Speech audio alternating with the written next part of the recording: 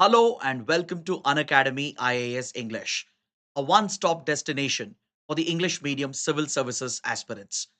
A very good morning and welcome to the daily Hindu news analysis. So let's begin the discussion by first looking at the topics that we are going to discuss. From the Delhi edition of the Hindu, I have chosen a total of 10 important articles. There are 5 articles that require a detailed analysis and 5 topics which are relevant for the prelims exam. So let's cover all these topics comprehensively so that you don't have to go back and read the newspaper again. Now, before we start, I have a couple of important announcements. Tonight at 7 p.m., I will be taking up a special session for 2025 prelims. As part of our final revision series, I will be taking up the second part of the complete comprehensive discussion on international relations. So today I'll mainly focus on mapping to help you figure out the places that are in news from international relations because UPSC tends to ask a lot of map based questions. We will also discuss few treaties and conventions and few security related topics which was left from the part 1 of the session. So do join me live tonight at 7 p.m. without fail as we will discuss these important topics that are relevant for your 2025 prelims. This would be the most easiest comprehensive way for you to prepare for the upcoming exam. And also please note that Unacademy is bringing back the special discount offer based on popular demand. As many students were requesting for the special price that Unacademy had provided, this offer has been brought back. You will get a flat 60% off on our IAS courses with up to 12 months of free extension. So this will give you access to the live lectures and the recorded classes with the study material, the test series, mentorship, and doubt resolution sessions. Those interested, they, they can use the code IAS English in order to avail the offer. On the subscription page, you might see a different amount, but to avail the 60% discount with up to 12 months free extension, you have to enter the code IAS English. So those interested can click on the link provided in the video description below. And please join my Telegram channel by scanning the QR code because after the session ends, I'll be sharing the PDF over here. So with this, let's get started and look at the first article. On page number 7, we have a column related to artificial intelligence. In fact, there are 2 articles in today's paper related to AI and its impact. So first, we'll look at this article, which talks about the role of generative AI and how generative AI is disrupting copyright laws. What is the challenge posed by generative AI to the existing copyright laws, not just in the country, but around the world? So, this is something we'll discuss in detail. It's a very interesting topic, and you can expect mains questions or even an essay topic related to this. Now, if you look at copyright laws are essentially designed to protect creativity, to protect our original work. Any original work which is based on a creative idea can be copyrighted. It could be a book that you have written, it could be a unique recipe that you might have created, a unique art. It could be music, it could be a movie. So, any such original work which stems from one's creative expression can be copyrighted so that you can protect your work from piracy, from any illegal copies which can be created and sold. So, in a traditional sense, copyright law had a very different meaning and interpretation. Because, see, in the last, let's say, 3 centuries, 3 to 4 centuries, with the advent of technology, as technology has advanced, it has become easier and easier to make illegal copies of someone's copyrighted work. In fact, the very origin of copyright law goes back to 1710 when the printing press started becoming popular.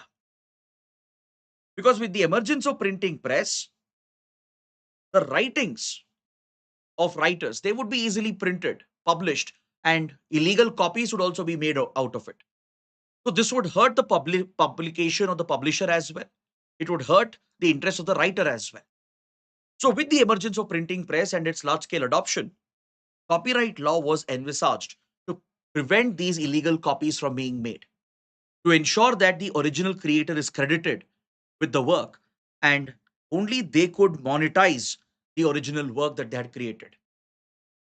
So with emergence of new technology, we saw the emergence of the photocopying machine, which all of you popularly refer to as the Xerox machine, where you would basically take multiple copies at ease, and that too with great convenience and at a cheaper cost. You could make multiple replicas and copies of any written work, a book or a research publication. They could be easily photocopied with the emergence of these photocopying machines. Then came recording devices, cameras, audio, video recording systems, through which you could easily record a piece of work. And this would not only threaten books and magazines or publications, this would threaten music, movies, and any form of original work, including artwork, which is a result of one's creative expression. So, recording devices made a big shift in terms of illegal copies being produced and sold. This would significantly hurt the original creators, but it would essentially make the work easily accessible to the larger masses. So there has always been a need to strike this balance between protecting one's creative work and protecting their monetary interests as well, along with their intellectual property. On the other side, there has been a need to ensure that such forms of work is made easily accessible. So how do you strike this balance? That balance comes through a copyright law. A copyright law will recognize the copyright of the original creator, publisher, right? And it would also ensure that there is fair use which is provided. A fair use exception would be given where copies can be made or existing copies can be used by different people. You don't necessarily have to buy the copy or you don't have to invest your money into it. So, fair use exception was added into copyright laws, ensure the accessibility, mainly for the purposes of education, in order to disseminate information which is essential and to use it for educational purposes. Fair use exception was added, and you find this in the legal system of the United States. If you look at IP laws in the US, the copyright laws in the US, it does provide for a fair use exception, primarily for educational purposes. So even a copyrighted work or copyrighted art form can be used in educational systems, not just in a traditional classroom, but in general for educational purposes. It can be made accessible by invoking this exception of fair use. But then came the era of computers, the era of internet, which has made piracy much, much easier. I'm sure many of you would have downloaded pirated movies and songs and games as well, right? Many of you would have downloaded pirated books, which are available as these PDFs, which are created.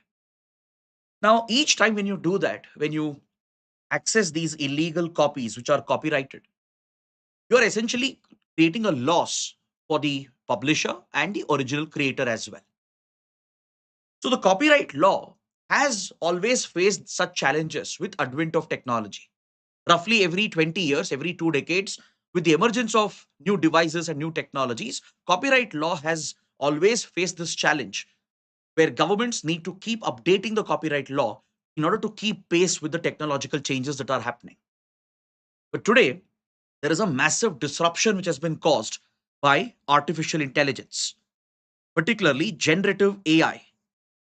It is threatening to disrupt copyright laws, and basically it's going to turn this completely upside down. Because if you look at generative AI, that is primarily your LLMs, large language models, such as ChatGPT, for example, they are primarily trained on data, large, extensive volumes of data. And many times, this data on which these algorithms are trained, it includes copyrighted work. They would be trained on copyrighted work as well, books which are copyrighted, or music, or movies, or art which is copyrighted, would also be used by these algorithms when they are being fed with extensive data to train these models. Now, the question is, will the original creators be compensated for this? Will these AI tech companies compensate the original creators who hold the copyright over their initial artwork? Or will it create a disincentive for future human creativity? Because tomorrow, if your work is not copyrighted and if you're not going to be monetized for it, if you're not going to be credited for what you're creating, that would create a disincentive. And there is another critical question which comes up. Today, AI models are generating their own content, they are creating their own art, they're learning from existing data, existing models, and they are able to generate unique content as well. Now, will we apply copyright laws to the machine created artwork, the machine created content? Let's say ChatGPT is able to write a book. Would you provide copyright to a machine generated book? How do you distinguish between human creativity and machine creativity? So these are some critical questions which are coming up in front of policymakers, lawmakers, and governments. So if you look at the copyright laws in the US, as I said, there is the option of fair use. It's an exception which is provided where, on exceptional grounds for educational purposes primarily, you can ensure that copyrighted work can be used, free use can be provided, and this allows for better innovation as well. Because please understand, today AI models are effective. They are doing phenomenal breakthroughs, primarily because they have been able to access most of the data that was available, which included copyrighted work. But tomorrow, if there is a copyright law in the country which will restrict AI models from accessing copyrighted work, then that will disadvantage the AI tools which are going to be built in the future. The AI tools may not be as efficient and as effective as the generative AI tools that you have today, which have been trained on copyrighted works as well. And also, would you apply these restrictions? Let's say tomorrow copyright restrictions are brought in. Would this apply for the previous models as well? Would you apply this in a retrospective manner? There are many AI tools which have already been trained and developed using copyrighted work. But tomorrow, if you bring this restriction only for future AI models, then you are going to create a discrimination. So those big companies, the big tech companies like OpenAI and others, who have already built their generative AI models, they will be at a unique advantage. Whereas the smaller AI companies which are just coming up, or the future AI companies which will come up in the next few years, they will face a severe restriction. They may not have big pockets like companies such as Meta or Google or OpenAI. They may not be able to access copyrighted content.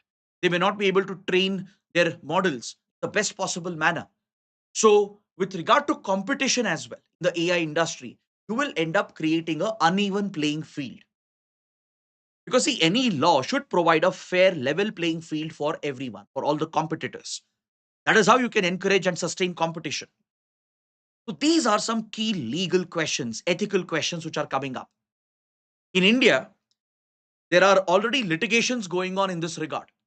For example, ANI, the Asian News International, with the Federation of Indian Publishers, they've already filed a case against OpenAI at the Delhi High Court, raising copyright issues.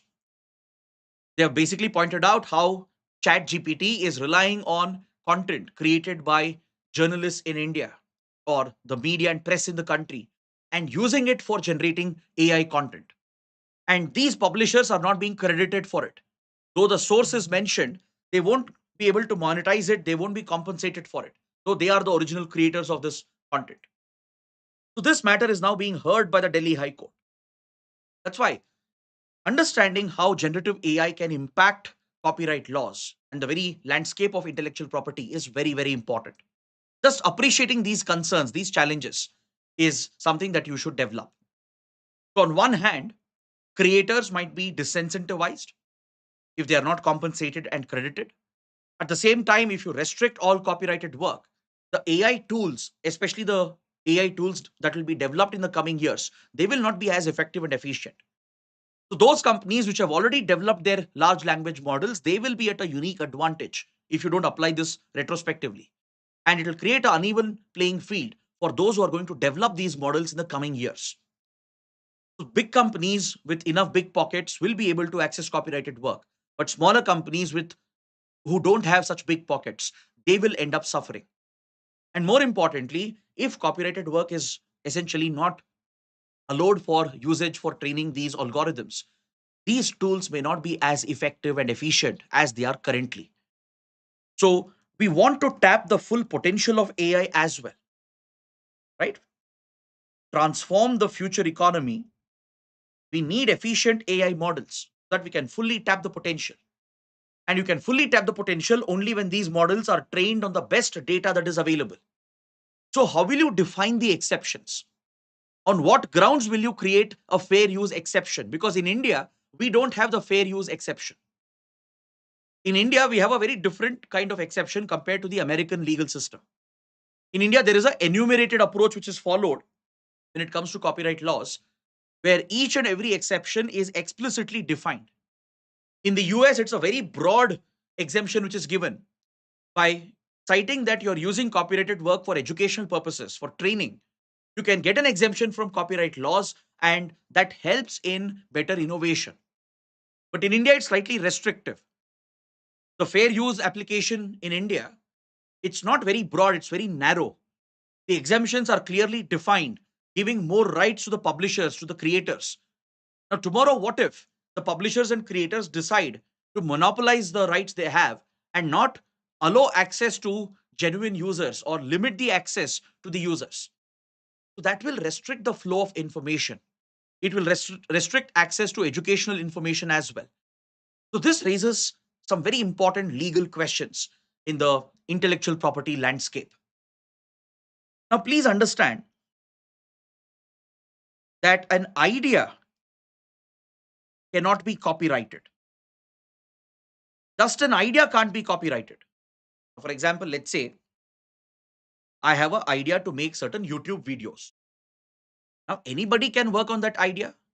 Or let's say I want to write a spy novel, right?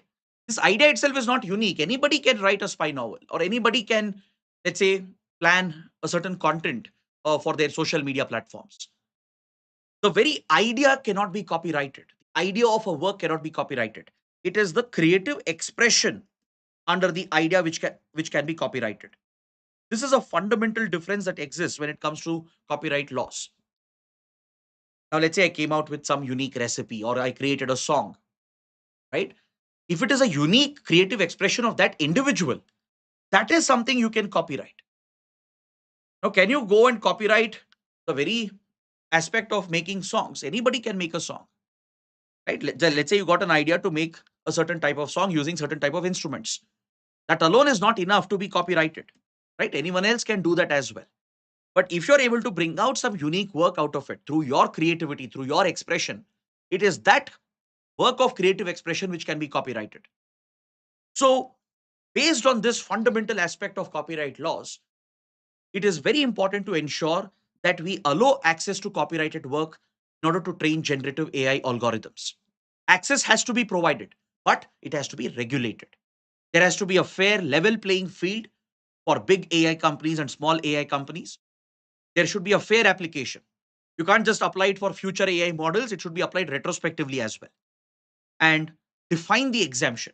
It shouldn't be too broad or it shouldn't be too narrow. You shouldn't give too much powers to publishers and creators. At the same time, you shouldn't give too much powers to AI companies as well. That balance is necessary to maintain the access that we have to information, because that is crucial for our awareness, our education, our training. So this is an evolving landscape, a legal landscape, and you need to be aware of these dimensions, the different dimensions associated with copyright laws as they are being disrupted by artificial intelligence. I hope this topic is clear. Please take up this practice question. Try to write an answer, express your views, try to give some examples that you're aware of. I gave you the example of the ANI case, right? So try to see if you are aware of any other relevant examples, any legal issues which are being faced by AI companies. Try to mention that in the answer so that it enriches the answer as well. So please write an answer to this question, post your answers in the comment section. Now, before I start the next article, I have an announcement for 2026, 2027, 2028 aspirants. If you're someone who needs hand holding throughout your preparation, if you're not satisfied with the traditional online classes, then Unacademy has launched a dream project, Unacademy Platinum. This is a very unique experience with regard to online learning. It's a two-way interaction for the students. It's not just the teacher delivering a lecture, right? It's not just a monotonous delivery. There is a two-way interaction where you keep your cameras on, right? Where the teacher can see the student.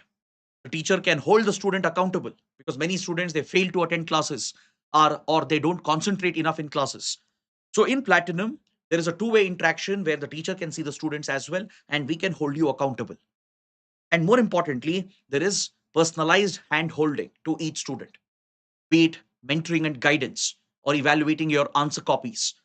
So if you're someone who needs this kind of support, then Platinum is the right platform for you. And the batch has just started a few days ago, and there are last few seats remaining. So if you wish to enroll, this is the perfect time because the batch will close very soon. So the link for the same is provided in the video description. Now let's look at the next article, which also deals with artificial intelligence. But this is exploring a very different aspect of AI. It's talking about how AI is disrupting the traditional workplace, how the global economy, the global workforce, and the very structure of organizations and companies can be disrupted by artificial intelligence. It's a very balanced article looking at both the positives and the negatives of AI, which is being deployed on a large scale across industries, across sectors. Now, first, let's understand whether India is prepared for this transition. Where do we stand with regard to AI preparedness? Are we prepared as a economy, as a society to adapt to the changes that AI is going to bring about? Because when I say AI, it's not just generative AI, it's not just the large language models. Today, AI is being deployed in your factories, in traditional assembly lines to bring more efficiency, to increase productivity. It is being deployed widely across the IT industry, across services, across even manufacturing and agriculture. It is being deployed widely by the government. It is being deployed for conflict management as well. Recently, for example, during Operation Sindoor, Indian Armed Forces have deployed India's first ever AI cloud based air defense system, which is indigenously developed, known as Akash Tir. Akash Tir is an indigenously built AI cloud platform to track aerial targets, to carry out target acquisition, and provide a network centric environment, provide situational awareness to the air defense units regarding the enemy projectiles which are entering our airspace, to pick out each target, acquire the target, and to intercept the target. So India has deployed this very efficiently, quite effectively, and this makes it one of the largest deployment of AI in battlefield in recent times. So across sectors, AI is causing a big disruption. So given that fact, how prepared is the country? Are we prepared as a society? Are the people in the country prepared? Is the government prepared for a large scale adoption of AI? Are we prepared to deal with the disruption that AI is going to cause or the disruption it is already causing? Now, in this regard, there is one reliable indicator which we can use to measure India's preparedness. The IMF, the International Monetary Fund, has recently published the AI Preparedness Index. Now, please make a note of this, very important for your prelims. UPSC might ask you, who publishes the AI Preparedness Index or what is India's ranking?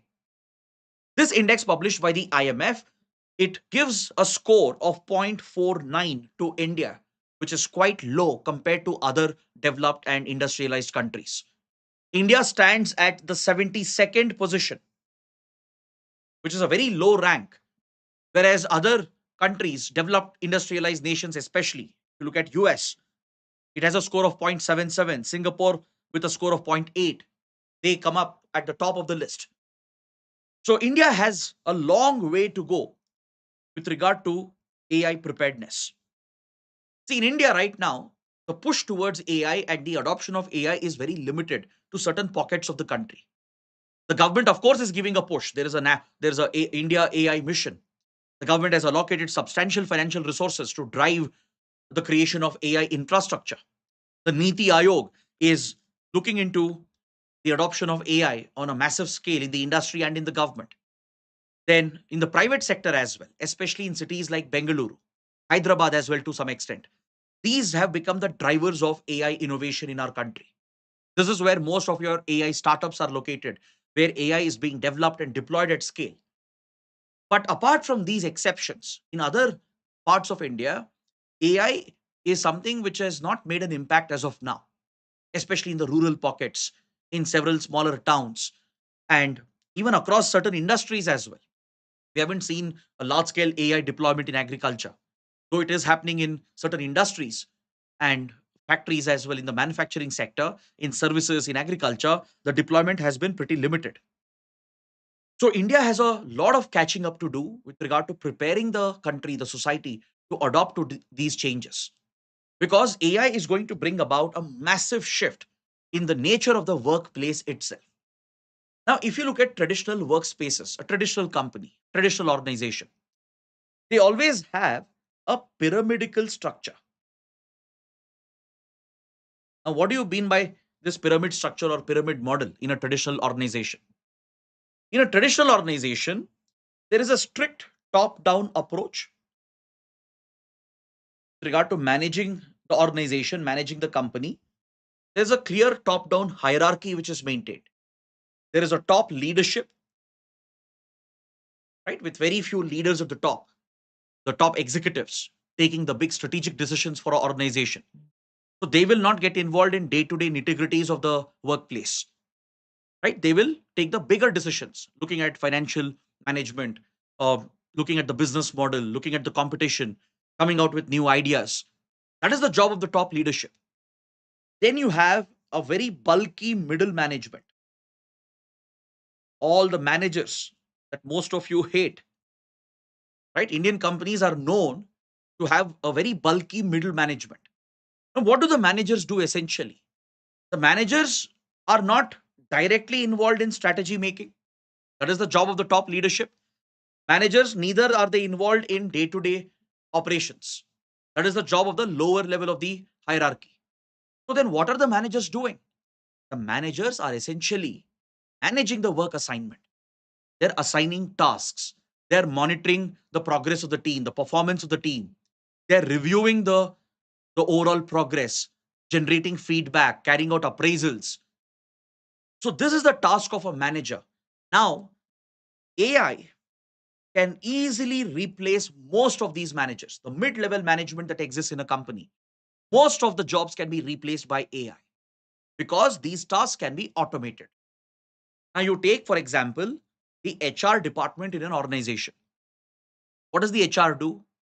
Carrying out interviews, onboarding the new recruits, giving training to them, processing salaries, handling other reimbursements, right? All these tasks can be automated. Now, what if I told you that AI tomorrow can make HR irrelevant? We are just years away from HR becoming irrelevant, the whole HR department, right from recruitment to training to managing the workforce. AI can take care of this entirely. There are sophisticated AI tools which are available today, which can assign the task to a team, which can track the progress, which can evaluate the performance of the team, even provide appraisals as well. So you basically don't need mid level managers anymore going forward. So those who are at this level, please understand your job will be at risk because of AI. This is not a futuristic prediction, it's already happening. Last week, you might have heard that Microsoft fired around 6,000 employees across the world. Have you heard about this? Most of those who were fired were from the middle management. Why? Because Microsoft is adopting AI at scale. Satya Nadella had informed a few months ago that right now in the company, almost 30% of the coding has been automated, which means even some jobs at the lower level where the actual day to day work takes place, even that is being replaced by AI. So, traditional decision making, assignment of tasks, performance evaluation, right? This is something that can be taken over by AI. Recently, Meta as well. Meta has stated that it is able to automate coding up to 25 to 30%, thereby threatening the jobs of mid level software engineers. Companies will still need the low end workers, the freshers who carry out the day to day work, who interact with the customers. But at the middle level, where you have these managers, where companies become very bulky in the middle, this layer of the pyramid can be eliminated, almost eliminated. Now, this will apply for any industry, any sector, not just IT companies. This will apply in banks. This will apply even in traditional assembly line factories as well. So, what we are looking at is a big transition in the nature of a workplace. We will shift from a pyramid model to the hourglass model. In the hourglass model, you will have the top leadership with a substantial strength of the workforce at the top, and you will have the bottom where the actual work is carried out, the day to day functioning and operations are carried out. The mid level is going to shrink very, very significantly as most of the managerial tasks will be automated and managers are removed, right? This will bring about a big shift where you will see a shrinkage of the mid layer and you will get this new hierarchy, a new model, which is the hourglass model. So, what does this tell you? How worried should you be regarding your future job prospects? See, definitely, without a doubt, AI will replace certain types of jobs. There's no doubt about it. Because please understand, AI is boosting productivity by a very significant margin. Companies have already taken note of this. And of course, that's the reason why they're adopting it. According to various studies, organizational productivity has gone up from 25 to 66% with the adoption of AI driven automation.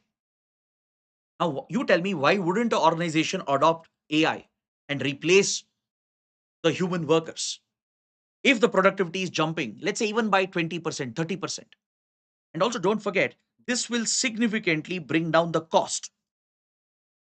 If the cost associated with salaries and other related expenses go down significantly, instead, companies will spend a portion of that money on investing in AI tools. So cost will go down for them, productivity will rise significantly. So AI is a absolute win-win for an organization. There's no doubt about it. But the problem is, will people lose jobs? So what should we do? What should the government do? How should workplaces adopt AI? What adaptation should be implemented? How can they mitigate the job loss? See, those risk, at the risk end over here, would essentially be the mid-level managers, especially those who are in the age bracket of, let's say, 35 to 45, generally. Those who are considered slightly older in the organization, right? If you're in the top management, you will be safe because top leadership is necessary. If you're just a beginner, a fresher with some basic experience and skills, you are needed. If you're an independent contributor, let's say you're a specialist, let's say you're a specialist, you specialize in something, right? Your specialist skills are needed, or you're a freelancer, your skills are needed. So those jobs will not be threatened because it is essentially the day to day functionaries who will run the organization at the bottom level, right? At the middle level, those who are managing these tasks, bridging the link between the top and the bottom, they will end up losing the jobs. So the only way out for them is to upskill. So upskilling is very essential. And that is what the government should focus upon as well. You need not be worried about AI replacing your jobs. You need not panic about this situation which might come up. It is a reality. You need to accept that. This is how efficiency will be built into the economy. But what we need is upskilling. What we need is a very careful transition from the pyramid model to a hourglass model. But experts believe that this may not happen immediately in countries like India. We may see a big shift from pyramid to hourglass model in US and Europe, which are more developed industrialized countries. But in India, most companies or our society in general, we have a unique love for hierarchy, right? Especially in family run businesses. I'm sure you would have seen how there is a lot of reverence, respect for the leadership. Even in traditional companies in India, even in IT companies, right? There's a lot of reverence where you look up to your leadership.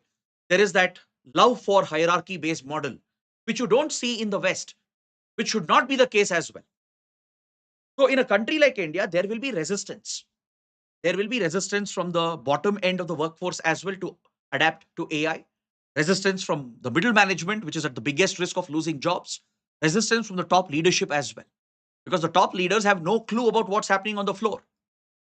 So they need middle managers to manage the work. They can't rely entirely on machines. They can't rely entirely on AI.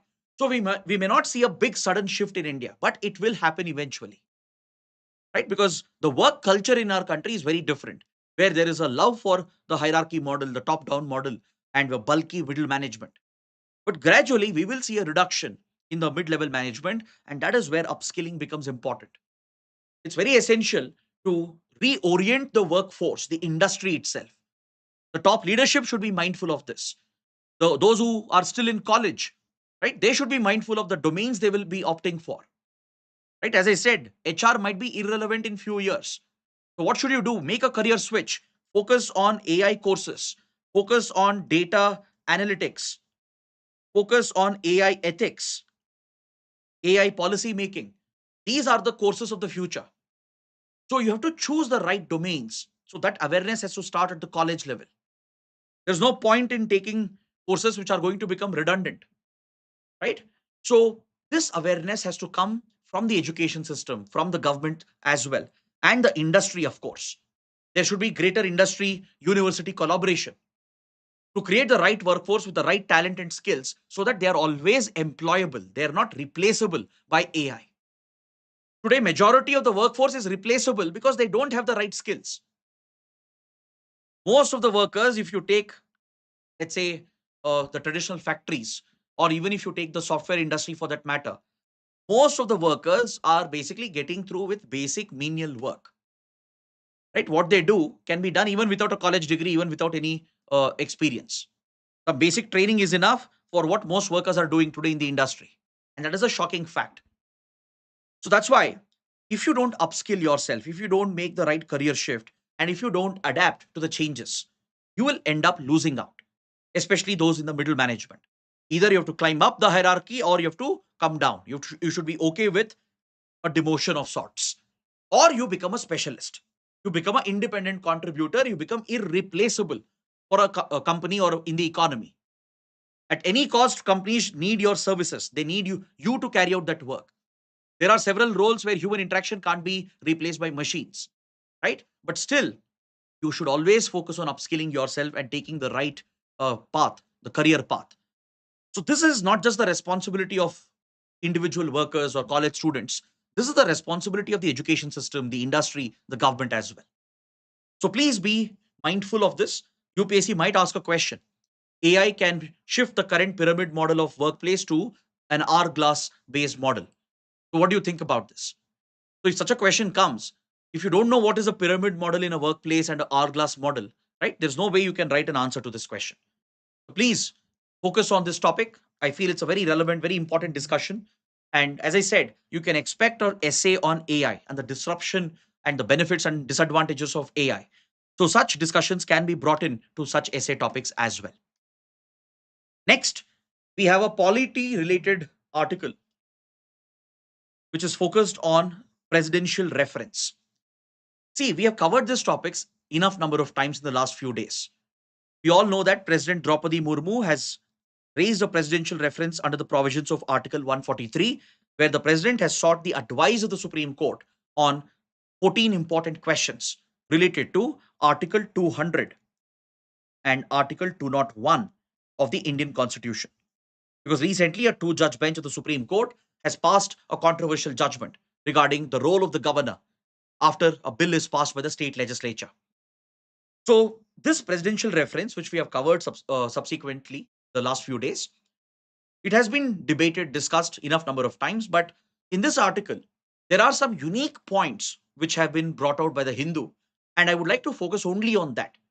Right? There's no point in repeating everything which we have covered. You can go back and watch the previous sessions. In fact, Sarban sir has done a completely separate video on this topic as well. So go back and watch those videos if you need the background. But let's focus on what is unique, some unique pointers that are mentioned in today's article. This article helps you understand the history of presidential reference. Where does it originate from? There can be a prelims question based on this. Article 143 owes its origin to the Government of India Act 1935. In the Government of India Act 1935, the Governor General of British India was given the discretion to approach the federal court, the Supreme Court, seeking legal advice on legal constitutional matters. The Governor General of India had the discretion to approach the higher court, the Supreme Court essentially, asking for such legal advice. That is where it originates from, which was later adopted into the Indian Constitution. There is a reference in the Canadian Constitution as well. Article 143 has drawn inspiration from the Canadian Constitution as well, where governments, both at the federal level and at the provincial level, can raise questions to the Supreme Court. Even the provincial governments can issue a reference, and as well as the federal government of Canada can issue a reference to the Supreme Court. So, this is what you need to note down. Article 143 and the provision of presidential reference, it has its origin in the Government of India Act 1935 and also draws inspiration from the Canadian Constitution. Now, does the US Constitution contain any such provision? The answer is no. Under the US Constitution, there is no scope for any such reference. Because, see, governments have tried, administrations have tried to bring up a reference to the Supreme Court in the US, but US Supreme Court has denied this request each and every time. Because in the US, there's a lot of focus on maintaining the independence of the judiciary and maintaining the separation of powers between the judiciary and the executive and the legislature. So, those such references have been raised by the administration, right? But the Supreme Court in the US has not entertained it. So, there is no provision per se in the Constitution of the US. And even in practice, the US Supreme Court has denied any scope for any such references. Now, under this reference, the government can raise any question through the president's office. Obviously, president is bound by the aid and advice of the Council of Ministers. So, this is not a discretionary power to the president of India, right? So, based on the aid and advice of the prime minister who heads the Council of Ministers, the president will basically present this reference to the Supreme Court. Now, the Supreme Court has a choice. Either it can take up the reference and provide its advice, or it can deny it. Meaning, it can even ignore the reference. It can state that we don't want to look into the reference. This has been done in the past.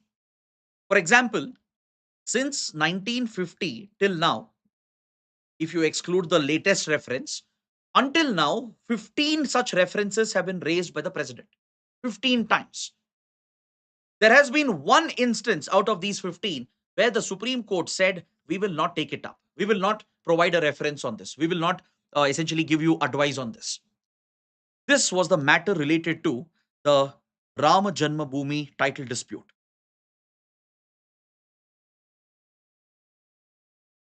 Given the controversial nature of this case, the Supreme Court declined to take up this presidential reference and it did not offer any advice to the government.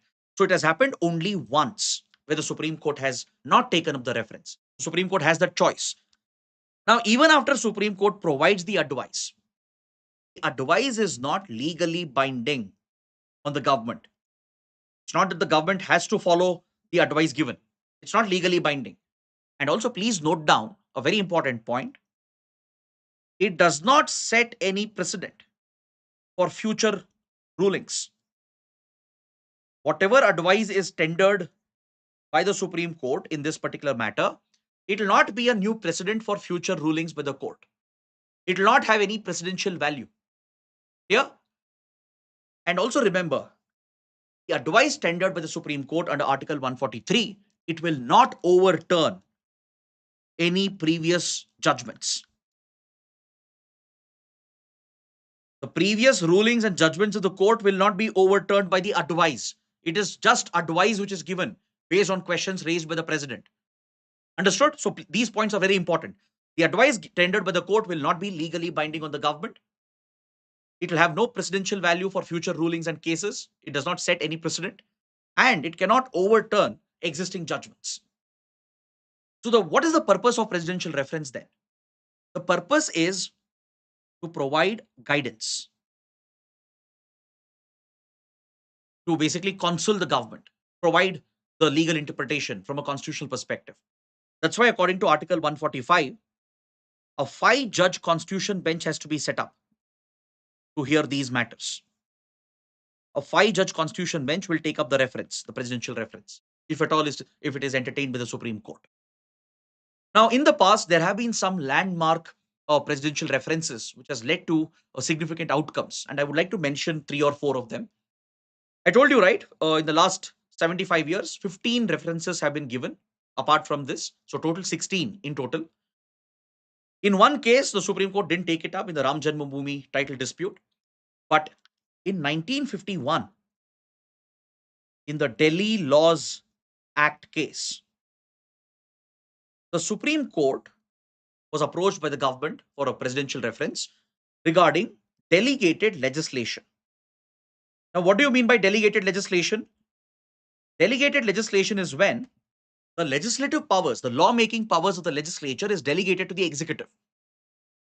See, what happens is that the parliament passes a law, right? It enacts, discusses a bill, and eventually enacts the bill and eventually turns into a law. Usually, these laws are very broad. It will just have the skeletal framework. The actual muscle to a law, the rules, they are basically framed by the executive, by the concerned ministry, which will have the specialization. So after a law is passed with the parliament can delegate that lawmaking power, the rule-making power to the government itself, which of course will be subjected to parliamentary scrutiny.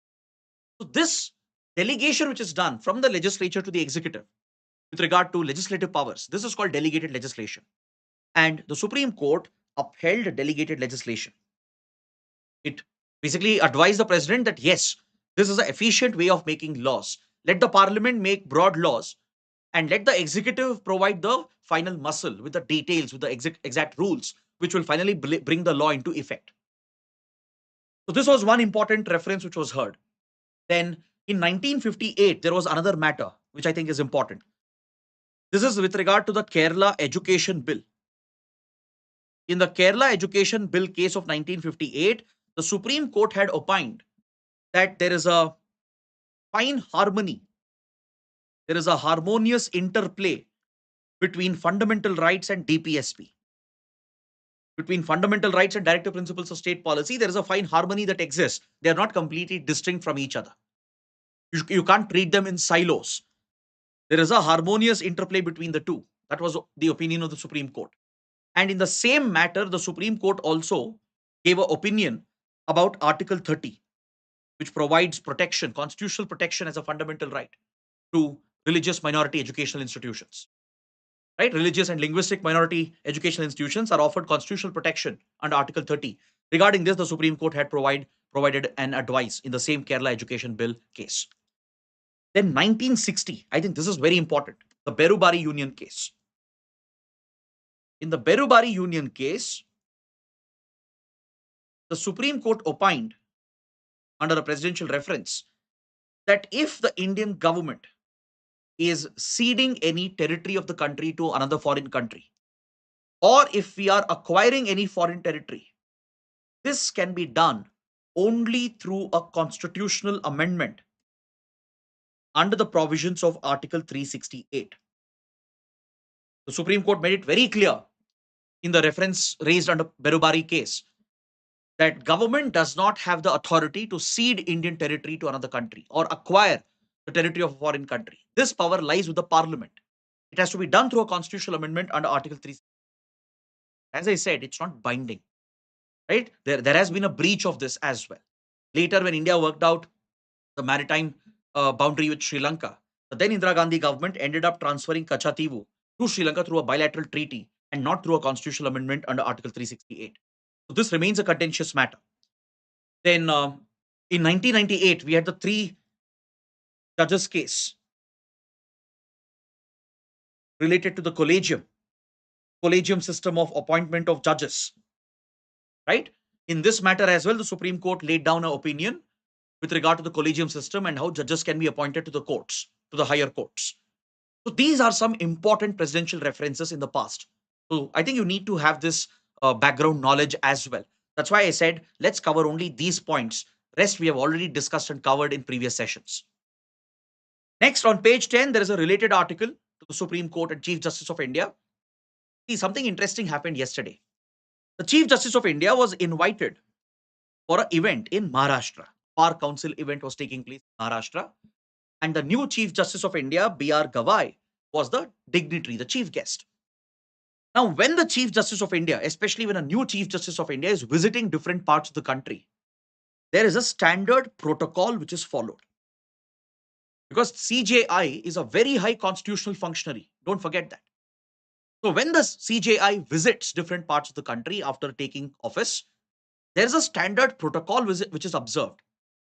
So, at the state level, at the level of the state government, wherever the CJI visits or participates in an event, the chief secretary of the state, the DGP of the state police, and the police commissioner of that particular city, they are expected to be present as part of the protocol. So this protocol essentially shows a healthy respect between the two key organs of our democracy, the executive and the judiciary. But what happened in Maharashtra was that when G.R. Gavai, the Chief Justice of India, participated in this event, none of the state government officials were present. Chief Secretary was not present, DGP of Maharashtra Police was not present, Mumbai Police Commissioner was also missing. So G.R. Gavai took offense to this and he publicly called them out. He said the protocol has been breached. He publicly pointed out that Chief Secretary, DGP, and Police Commissioner have forgotten their duties. And he basically pointed out the rising differences between judiciary, executive, and the legislature. You see, recently there has been a lot of controversy, criticism concerning Article 142 and its usage by the Supreme Court. Vice President of India, who's part of the executive and the legislature, he publicly labeled Article 142 as a nuclear missile, which the Supreme Court is apparently misusing to carry out judicial overreach. Supreme Court has been accused of stepping into the domain of the executive and the legislature through the powers of Article 142, which is an extraordinary power. Because 142 empowers the Supreme Court to do complete justice and issue any decree or order. But the judiciary has been defending itself, stating it's not carrying out overreach or it's not stepping into the domain. And in this regard, the Chief Justice of India has said that neither is judiciary supreme in the country, nor parliament, nor the government. What is supreme in our country is the Constitution of India. This is a very important observation. Judiciary has said, the Chief Justice of India has stated, neither the Supreme Court nor judiciary is supreme in our country, nor is the parliament, because Vice President of India, Jagdeep Dhankar, had triggered one more controversy a few months ago. He had said, parliament should be supreme in our country. See, in United Kingdom, parliament is seen as sovereign, a sovereign supreme entity. But that's not the case in India. In India, none of these entities are supreme. Your government is not supreme. Please understand this. Judiciary is not supreme, not the legislature. They are all at the same level. Yes, it is important to maintain the separation of powers. And at the same time, one is responsible to hold the other accountable. Right? Judiciary holds the executive legislature accountable and the other way around as well. So the Chief Justice of India has said that the Constitution is supreme in the country and the executive should be reminded of this. The legislature should be reminded of this. Because the Chief Justice of India believed that the breach in protocol and the disrespect that was shown to his office was a result of the ongoing conflict between the executive and the judiciary. And what happened later? Chief Justice of India was attending one more event later in the day. Obviously, Chief Secretary heard about it. Police Commissioner heard about it. DGP of Maharashtra Police heard that they have been publicly named by the Chief Justice and criticized. Immediately, they gave up everything they had and rushed to the next event where the CJI was present. These officials have to be present as part of the standard protocol. So that is an element of healthy respect, which is often maintained between the judiciary and the executive. So that is one interesting development which has happened. And it's a reminder that Constitution is supreme in the country and these three organs of our democratic state, right? They serve their unique role and purpose and none of them should overstep their jurisdiction. Now, coming to the next topic, India has started making plans to appraise the FATF about Operation Sindoor. Essentially to expose Pakistan's involvement in supporting terrorism and in enabling terror financing.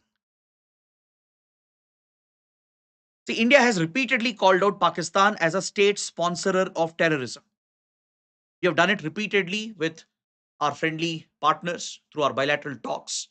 We've raised it at many multilateral groupings and platforms as well, including United Nations. And we have brought up this accusation against Pakistan at FATF as well.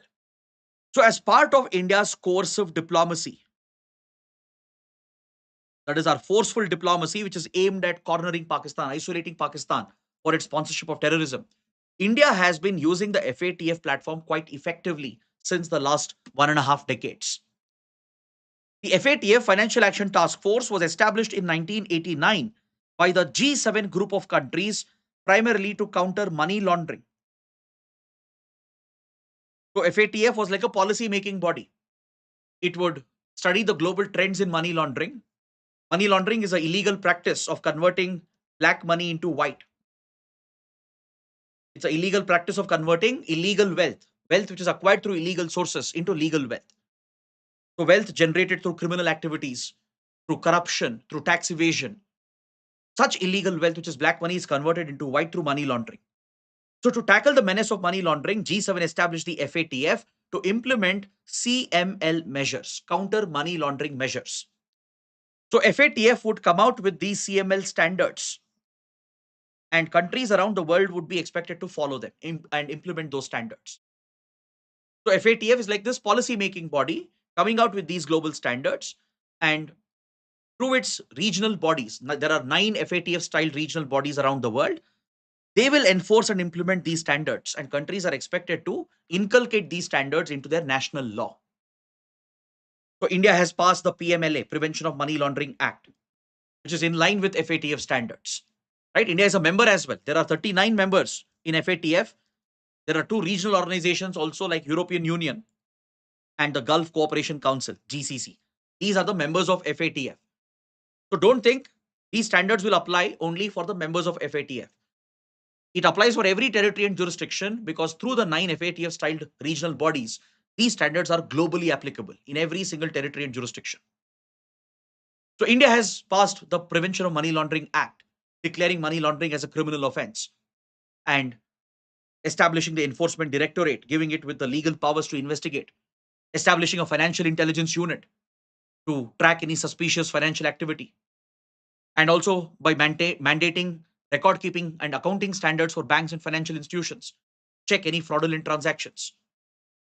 India has also provided a provision where the ED, the Enforcement Directorate, which is the law enforcement agency, it can confiscate the proceeds of the crime, confiscate the assets of money laundering, and attach that to the ongoing case.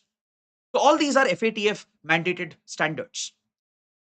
So, after the 9/11 attacks carried out by Al Qaeda against United States, it exposed the direct links between money laundering and terrorist financing.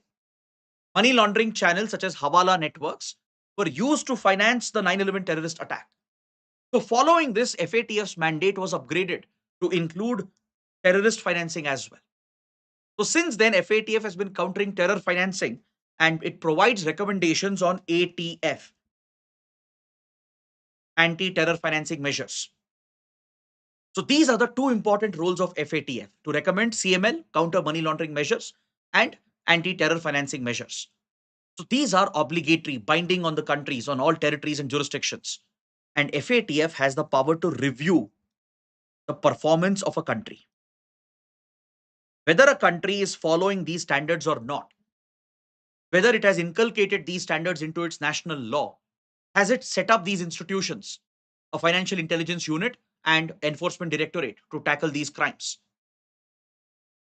Has it been serious about investigation, building evidence and prosecuting these cases and criminals, and securing a punishment for these crimes? The track record of the country is also reviewed and evaluated by the FATF through its mutual evaluation report. So, FATF has enforcement powers as well. It's not just a body giving recommendations and setting standards. It's not just a policy making body. It can enforce the policies as well by periodic reviews. So, if a country is not following the standards, if it is deliberately ignoring or neglecting the standards, if there are shortcomings, and even after repeated warnings, it has not shown any improvement or change, then FATF can grey list such countries. And grey listing has an impact. Once you're grey listed, it will become difficult to access loans, funds, to attract capital, to carry out trade. Because most investors, banks, and multilateral institutions, they will not engage with countries that are grey listed. These grey listed countries are on notice. They are given an action plan by FATF with specified targets and a deadline. FATF will prescribe them an action plan, a clear action plan with action points to be acted upon within a deadline. Now, if they show improvement here, if they implement this action plan within the given deadline and show some tangible progress, then they will be removed from the grey list, which will bring a big relief to that country. But even after this, if they're not showing improvement, if they're not cooperating even now, if this country is not even bothered about the action plan prescribed by FATF, it's not even implementing any of those targets, then such a jurisdiction can be declared as non cooperative and it can call for action, declaring them as blacklisted countries. The FATF can elevate them to the blacklist, declaring them as non cooperative jurisdictions and call for action against them, which will invite crippling economic sanctions against such blacklisted countries. So, no international institution is going to provide loans and funds to a blacklisted country. Institutions like World Bank, IMF, or Asian Development Bank, etc., they will all stay away from such countries. They can't expect to get loans and funds from these institutions. Their sovereign credit rating would be downgraded to junk status, which means no capital will flow, no investors will invest capital in that country. Trade will come to a halt, import and export will take a hit. Essentially, the economy is going to collapse. The economy is going to be crippled if a country is blacklisted. Right now, only 3 countries are blacklisted by FATF. This includes Iran, North Korea, and our neighbor, Myanmar. These are the only 3 blacklisted countries as of now. Now, why did I discuss this entire history? That's because Pakistan, our another neighbor, has been grey listed 3 times. And each time it is India which has played a role to get it grey listed with the support of US, France, and other friends. In 2008, after the 26/11 Mumbai attacks, India managed to pinpoint evidence showing Pakistan as a state sponsor of terrorism by tying the Mumbai terrorists directly with Lashkar-e-Toiba and Pakistani handlers from the ISI and the Pakistani military establishment. India managed to convince the FATF with support from France and US that Pakistan is not only enabling terrorism, but it is failing to implement the standards against money laundering and terrorist financing. So from 2008 to 2009, Pakistan was grey listed for the first time. It showed some improvement and then it was removed. It was again grey listed for the second time from 2012 to 2015 because it was not acting against UN sanctioned terrorists. As per FATF obligations, you need to arrest these known proscribed terrorists. You need to press terror charges against them and ensure appropriate punishment is awarded to them. But Pakistan had done none of this. Terrorist leaders like Hafiz Saeed, Masood Azhar, and others have been roaming freely in the country, though they are designated by the 1267 Sanctions Committee of the UN Security Council. As per the UNSC sanctions, these terrorists, their financial assets, all their known accounts and financial assets have to be frozen by the government. Their ability to move around should be restricted, which means they have to be arrested. And also, their ability to access weapons has to be restricted by each and every government. These are the 3 sanctions that will apply when a terrorist is designated and proscribed by the 1267 Sanctions Committee of UN Security Council. Pakistan has never done this. Terror leaders like Masood Azhar, Hafiz Saeed have been roaming around freely, rallying against India, spewing anti-India sentiments, raising recruitment and funds for terrorist activities against India. They've done it freely and openly. Even when they were arrested under global pressure, they were arrested under non-terrorism charges. They were arrested for petty criminal offenses and never ever terror charges have been filed against them. Even if they are in jail, they're kept in jail hardly for few weeks, few months. And even from jail, they are able to control their terror groups and terror activities. So Pakistan has never been serious about these efforts. That's why it got grey listed for the second time. Then again in 2018, India managed to get Pakistan grey listed and it remained on the grey list for 4 years until 2022. So this grey listing at India's insistence, it has had a economic impact on Pakistan. It has definitely affected Pakistan's ability to raise loans and funds and capital, and it has had an impact on its trade as well. So now, after Pahalgam attack and after Operation Sindoor, India is planning to brief the FATF again, because under Operation Sindoor, we hit the terror bases of Lashkar-e-Toiba, Jaish-e-Mohammed, and the others. So India has plenty of evidence, plenty of intelligence, because these operations could not have been possible without real-time actionable intelligence. Now, India is looking to share that information with FATF and the members of FATF to clearly point out that Pakistan has not acted against terrorism. India will present the evidence at the global platform, and we will make one more attempt to get Pakistan grey listed, and maybe in the future push it towards the blacklist. Because if at all Pakistan gets blacklisted, that will be the death of the Pakistani economy. So this is part of India's course of diplomatic effort, and we are trying to isolate Pakistan, and it's also part of the economic war between India and Pakistan. So now let's look at the prelim section, few small articles, and then we can quickly wrap up the class for today. On page 8, there is an article related to the tensions in New Caledonia. So where is New Caledonia located? What's happening here? You should have some basic knowledge. New Caledonia is a French overseas territory located in southern Pacific. It's a small island. You can see that in the map here. It's located next to Australia, New Zealand, to the east of New Zealand, to the east of Australia, and to the northwest of New Zealand. Right? These are your Pacific island countries: Tuvalu, Vanuatu, Fiji, and the others. So there you have a small island in the southern Pacific called New Caledonia, which was colonized by France back in 1800s. In the year 1853, the French colonizers captured New Caledonia and set it up as a penal colony where prisoners would be basically sent for punishment. Eventually, French citizens started settling down as well. So this colonization of New Caledonia, it affected the rights of the indigenous native community, the Kanak people. Kanak people are the indigenous community of this island. They were obviously not given same rights. They were discriminated, oppressed by the French. And this has been a point of contention. Even today, France maintains sovereignty over New Caledonia. Right? This small island group, it has a population of around 2.7 lakh people. Majority of them, they want independence. There is a pro-independence section. They want to break away from France. So decolonization has not completely happened, as you think.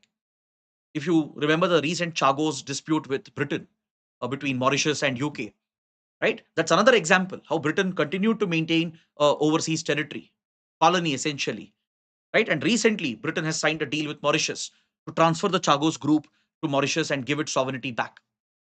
But however, UK and US, they will maintain their military base at Diego Garcia in the Chagos group. They wouldn't give up their sovereignty over Chagos group, mainly because of this military base of the US, the Diego Garcia, which is critical for American and NATO military operations. So similarly, France has its own interests to maintain this colony in the Pacific, right? But France had tried to address some of the trauma and the mistakes of the colonization period. In modern times, France had extended equal rights to the Kanak people, gave them voting rights, gave voting rights only to long-term residents. Only those who are long-term residents can vote in New Caledonia. There have been many pro-independence referendums.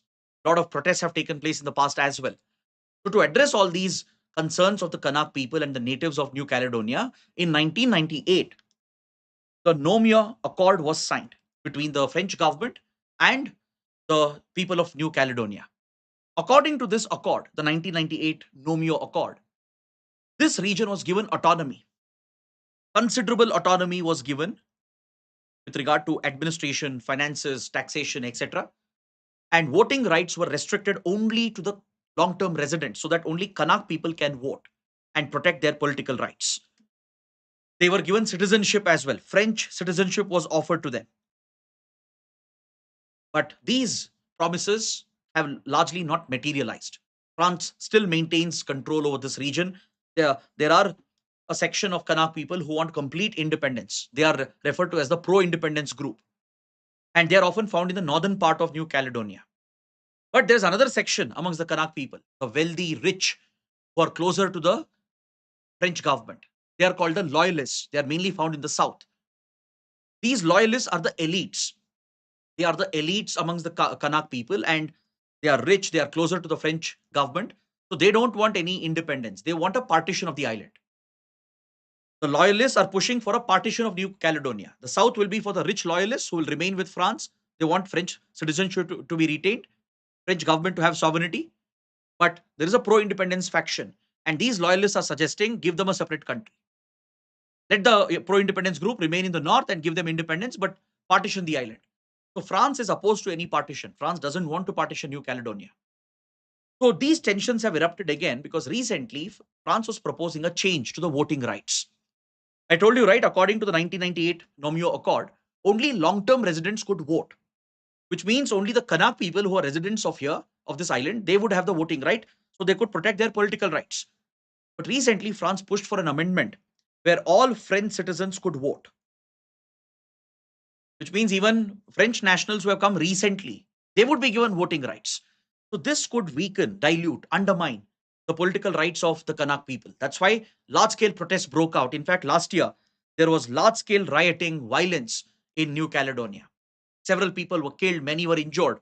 In fact, France even mobilized police forces all the way from Europe towards the South Pacific to contain the situation in New Caledonia. So now they were negotiating a new deal, but these talks have fallen apart because the loyalists in the south, who are closer to France, they are demanding a partition of the island. They want the south to be retained for the loyalist elites, and they have pledged sovereignty to France itself. But they want north area to be separated and independence to be granted for the pro-independence group. This is not acceptable to the French government. It's not acceptable to the pro-independence groups as well amongst the Kanak people. They want the whole island to be liberated from French colonization. So this is an ongoing issue. So you need not know all the details. All the details are not necessary. You should just know where New Caledonia is located, the geographical location. You should know about the 1998 Nomeo Accord. You should know who are the Kanak people, right? The indigenous community of New Caledonia. What's the issue between New Caledonia and France? Just the basic outline. That is more than enough. Next, on this article in page number 12, it refers to Saroj Ghose, who has passed away. A great Indian figure, scientific figure, who's considered as the father of India's science museums. He has passed away in the US, so the article is paying tribute to him and his contribution. So there are a couple of points that you need to note down here. Saroj Ghose was the founding director general of the National Council of Science Museums. I'm sure you would have seen science museums across the country, in your cities, your states, right? There must be some government run science museums. This basically instills curiosity, scientific curiosity amongst the young minds, where school children are taken for visits and exhibitions, where seminars are organized, conferences are held, scientific experiments are displayed, right? Scientific principles are imbibed in our country's youth. These science museums have played a big role in instilling scientific temper, which is also a fundamental duty under the Constitution. This role is performed by the National Council of Science Museums, and it was Saroj Ghose who played a pivotal role in championing this initiative of setting up science museums across the country. He was the first founding director general of the National Council of Science Museums. So this National Council is headquartered in Kolkata. It was established in 1978 as an autonomous society under Ministry of Culture. Please make a note of this point. It functions under the Ministry of Culture as an autonomous society headquartered in Kolkata, set up in 1978. Next, on page 14, there is a military exercise in the news between Iran and Azerbaijan. Since Azerbaijan has been at the center of a controversy because of its pro-Pakistan position, Azerbaijan is a close ally of Turkey. Both Turkey and Azerbaijan have been completely aligned with Pakistan for many years, backing Pakistan on the Kashmir issue. And more importantly, during the recent tensions between India, Pakistan, and during Operation Sindoor, Turkey, Azerbaijan have not only given diplomatic support to Pakistan, right? They've taken a stand against India as well, opposing India's military actions. They've even supplied weapons to Pakistan. So across India, there's a lot of negative sentiment and hostility towards Turkey and Azerbaijan. You might have heard how Indian tourists have cancelled their vacation plans to Turkey, Azerbaijan. Both were very popular tourist destinations amongst Indians. Even travel operators, universities, right, which had tie-ups with Turkish universities, they've all ended their relations completely. So there has been a significant impact with regard to the bad blood which has come up between India and Turkey and India and Azerbaijan, right? So in this regard, the military exercise can be relevant because Iran is a key partner for India, strategic partner in the region. Iran had also offered to mediate between India and Pakistan. So Iran, Azerbaijan have held this military exercise known as the Aras 2025 exercise. So just note down the name of the exercise and the countries which were part of it. Next, on page 14, there's an article referring to a terrorist group, Al Shabaab. This terror group is based out of Somalia. Al Shabaab has carried out a deadly terror attack, suicide bombing, where 13 people have been killed. And you should know that this terrorist group operates in Somalia in East Africa. That is near the Horn of Africa, right? And Al Shabaab is a terrorist outfit which is aligned with the ideology of Al Qaeda. It's a Al Qaeda affiliated terrorist organization. And Al Shabaab has been operating in Somalia from at least 30 plus years. Since 1990s, Al Shabaab has been leading an insurgency over here, destabilizing the country, pushing the country into a civil war. The piracy which comes from Somalia is also a result of the activities of Al Shabaab. So, presence of Al Shabaab in this region threatens the security in the Indian Ocean, in the western part of Indian Ocean, and that is a concern for India as well. Given India's proximity to this region, and also given the fact that Somalia is very close to critical shipping lanes, the Red Sea route, it's important to keep an eye on terror groups like Al Shabaab, which is aligned with Al Qaeda.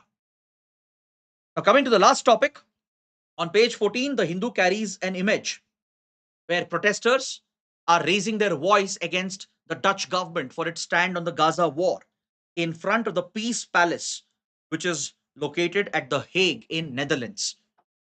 So, what is the Peace Palace? That is something which is relevant for the exam. The Peace Palace is this administrative building which you see here, this beautiful European building. It's located at The Hague, which is in Netherlands. The Peace Palace serves as the administrative building for International Court of Justice and the Permanent Court of Arbitration. The ICJ, which is the principal judicial organ of the UN, it's one of the primary organs of the UN. The PCA is an arbitration body, a global arbitration body. So both are headquartered at The Hague in Netherlands in the Peace Palace. So that is something you should be aware of. This brings my discussion and detailed analysis to an end. I hope it's been an interesting session and I hope you have understood everything. So do let me know what you think in the comments. Press the like button as well. And don't forget to subscribe to our channel. That is it. Thanks for watching.